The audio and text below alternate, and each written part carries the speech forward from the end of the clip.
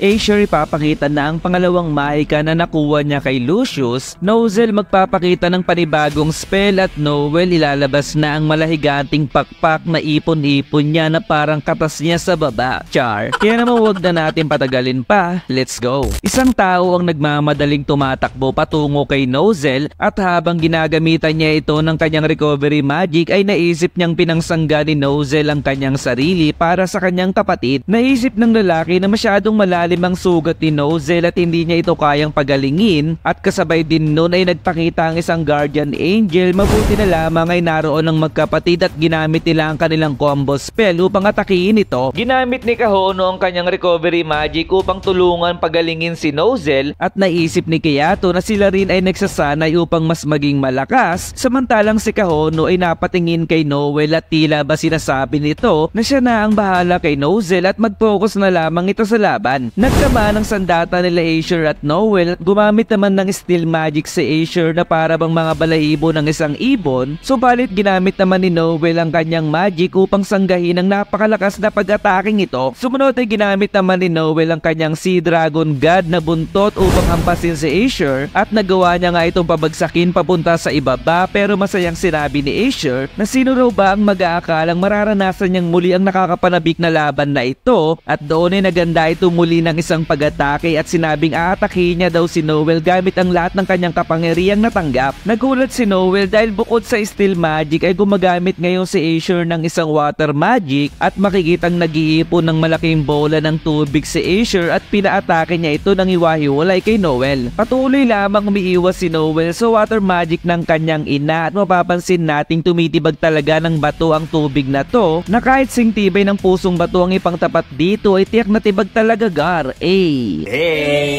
Isang malaking tornado ang nagpakita malapit kay Noel at sumunod na pinakita ang isang agila na gawa sa tubig na balak bagitin si Noel mula sa likuran, subalit bilang ganti ay ginamit naman ni Noel ang kanyang signature move na Sea Dragon's Roar na siyang nagdahilan ng isang malaking pagsabog. Subalit biglang nagpakita si Acer malapit kay Noel at inataking muli ito, pero sa pagsanggang ginawa ni Noel ay hindi niya na nagawang makasabay sa kanyang ina at naisip na mas accurate at mas nakakatakot ang bawat ataking binibitawan ni Acer. Habang naglalaban ang dalawa ay walang magawa si Solid kundi manood na lamang at nasabing may tinatago pa palang lakas ang kanilang ina at nawala na ng pag-asa si Solid dahil wala na raw silang pag-asang manalo dito. Subalit si Noel ay humiyaw dahil hindi pa raw tapos ang laban na siyang kinagulat nila Solid at Nebra, at naisip ni Nebra na alam niya daw na hindi lamang ang dahilan na hindi niya kayang labanan ng kanilang ina, sapagkat ang totoo daw ay wala siyang lakas ng loob kalabanin ng isang enemy na alam niyang wala siyang pag-asang manalo. Pinaglalaroan lamang daw nila Nebra ang mga mahihina at pinapahirapan ito ng sobra, at kapag nakatagpo naman daw siya ng kalabang mas malakas sa kanya ay pinoprotektahan naman daw siya ng iba, kung kaya't nasabi nila Solid at Nebra sa kanilang sarili na sobra daw silang nakakaawa. Sila daw talaga ang totoong mahina sapagkat si Noel daw ay patuloy lamang inaharap ang kanyang kahinaan dahil sa kagustuhan nitong mas maging malakas, at yun daw ang kapangyarihan kung paano hanapin ang pag-asa sa kabila ng malaking problema. Sa pag-ataking muli ni Acer ay pilit pa rin sinusugod ito ni Noel, subalit sa kabila ng kanyang effort ay baliwala lamang ito at natanggal pa ang kanyang sandata sa kanya at napalipad papalayo. Kaya naman doon ay na-corner na siya ni Acer at sinabing sobra daw talagang nakakaliw ang kanilang laban ng kanyang anak, sabay nagpasalamat ito at habang papatusok na ang kanyang sandata sa malaking joga ni Noel. Pero sa hindi inaasahang pagkakataon ay biglang nagpakita si Solid upang maiiwas niya si Noel sa atake ng kanilang ina, at nagpakita naman si Nebra upang gamitin ang kanyang Miss Magic, at bigla ding inamin ni Solid na kahit isa siyang mahina at magbukang tanga sa harap ng karamihan, sabay tawag kay Nebra sapagkat nais niya daw magsimulang muli dahil ang pagiging mahina ay hindi nakakahiya sapagkat ang nananatiling mahina ang tunay na nakakahiya talaga. Nagulat si Noel sa nakita niyang pag-uugali ng kanyang dalawang kapatid, samantalang si Acer ay napangiti sa kanyang nakita at doon ay muling pinakita si Nozel at sinabing silang apat daw ang tatalo sa kanilang ina. Sumunod ay masayang sinabi nila Kahono na ang pamilya na daw ng Silva ang bahala sa lahat para sa kanila, kung kaya't ginamit ni Nebra ang kanyang Miss Magic upang makapagtago at naisip na kahit ilang segundo ay mahalaga sa kanila para makapag-prepare na sila ng susunod nilang pag-atake, at sinabi naman ni Nozel na gamitin daw lahat ni Noel ang kanyang magic kasama ang kapangyarihan ng Leviathan dahil wala na silang ibang paraan upang manalo, sapagkat napansin pala ni Nozel Nozel na merong pambirang talento si Noel, ngunit dahil hindi niya makontrol dati ang kanyang magic ay nagkaroon ito ng hindi napapansing habit na magpigil ng kapangyarihan kapag gagamit ito ng magic. Biglang nagpakitang muli si Aesir at sinabing hindi pa tapos ang kanilang laban at sinabi ni Nozel na ipagkakatiwala na daw niya ang lahat sa tatlo niyang kapatid. Isasang tabi na daw muna ni Nozel ang estilo niya sa pakikipaglaban dahil upang maprotektahan niya ang kanyang kapatid ay magpo-focus muna siya sa pagdepensa at doon ay nagpakita si Captain Nozel na nababalutan na ng Mercury magic at wikang tama ba ako aking ina? Kaya naman doon ay sumugod na si Nozel sa kanilang ina at tumingin sa kanyang kapatid upang ipaalam na bibigyan niya sila solid ng oras upang makapaghanda. Kaya naman ang dalawa ay hinawakan si Noel at sinabing aalalayan daw nila ito sa paghahanda ng kanyang magic at huwag na daw mag-isip ito tungkol kung paano ito kokontrolin dahil ang kailangan lamang daw gawin ni Noel ay ipunin ang kapangyarihan nito at iputok sa mukha ng kanilang ina. Kaya naman si Noel ay sumang-ayon na sa plano ng kanyang mga kapatid habang si Nozel at Aesir ay nagpapalitan ng pag-atake at sinabi ni Aesir na hindi na raw masama ang pinapakita ni Nozel pero nakakalason daw ang magic ng kanyang anak na tiyak na sa mga oras na yun ay nahihirapan na ito sa pag-maintain ng kanyang spell. Subalit kahit tinatamaan si Nozel ng mga atake ng kanyang ina ay hindi pa rin ito natitinag at sinabi ni Aesir na tatapusin na raw niya ang paghihirap ni Nozel samantalang sila Noel ay nagsisimula ng ipunin ng kanyang lakas. Nasabi ni Solid na napakalupit naman daw ng magic na meron si Noel at naisip naman ni Noel na kailangan pa niya ng mas malakas na kapangyarihan habang sila Nebra ay nasusugatan sa lakas ng magic nito. Napansin ni Noel na nagtatamo ng sugat ang dalawa niyang kapatid dahil sa reaksyon ng kanyang magic kung kaya't bigla itong nag-alala sa dalawa pero sinabi ni Nebra na wag daw magpigil si Noel dahil sino daw ba sila para sa kanya at wika naman ni Solid na wala daw ang sakit na nararamdaman niya ngayon kung ikukumpara sa mga ginawa niya kay Noel noon habang si Nozel naman ay pinipitpit ng kanilang ina sa gusali pero nasa kanyang isip na ang sakit na kanyang nararamdaman ay parusa sa mga kasalanan ng kanyang nagawa at kabayaran na rin daw upang mabuo niyang muli ang samahan nilang magkakapatid. Naisip ni Noel na hindi pa niya nakukumpleto ang pag-iipon ng lakas pero kung magpapatuloy daw sila ay maaaring mapahamak ang dalawa. Subalit wika ni Nebra na mahal niya daw ang kanilang ina dahil isa itong malakas at maganda at si Noel daw ang kamukhang-kamukha nito at sobra daw siyang nagsaselos kay Noel. Wika naman ni Solid na noong bata pa lamang sila ay nakita niya na nagtataglay si Noel ng pambihirang kapangyarihan at hindi niya raw gusto yun dahil parehas silang water magic user kung kaya't nang malaman niyang hindi makontrol ito ni Noel ay medyo naging panatag ang kanyang kalooban at naging masama daw ang trato niya dito upang magtanim ng takot kay Noel at hindi siya suwayin. Kaya naman ang dalawa ay humingi ng tawad sa ating bida na malaki na ang Joga na siyang hindi niya naman napigilan ng pagluwa sa kanyang narinig. Doon ay pinakita ang isang malaking pakpak na di hamak na mas malaki kung ikukumpara kay Aesir at magbubuga na nga ito ng malakas na maika habang si Nozel ay pinipigilan si Aesir at itinulak ito papalayo sa kanya at sa paglingon ni Aesir sa kanyang likod ay nagawa pa din niyang magpalabas ng isang malaking agilang gawa sa tubig bilang palangga. Subalit tumagos lamang ang atake ni Noel at sa pagpigil ni Aesir dito ay kitang-kita talaga na wawasakin talaga siya ng buo nito. Napangiti si Aesir at sinabi na nakakayamang siya ay natalo sa laban pero masaya naman daw siyang nakita na malalaki na ang kanyang mga anak at malalakas at bilang ina ay satisfied na daw siya sa kanyang naranasan ngayon at doon ay tuluyan nang nabura si Aesir Silva at tinurog na parang pulbura. Bagamat mahaba man daw ang daan na tinungo ng magkakapatid, sa wakas ay naging tunay na daw silang pamilya ngayon.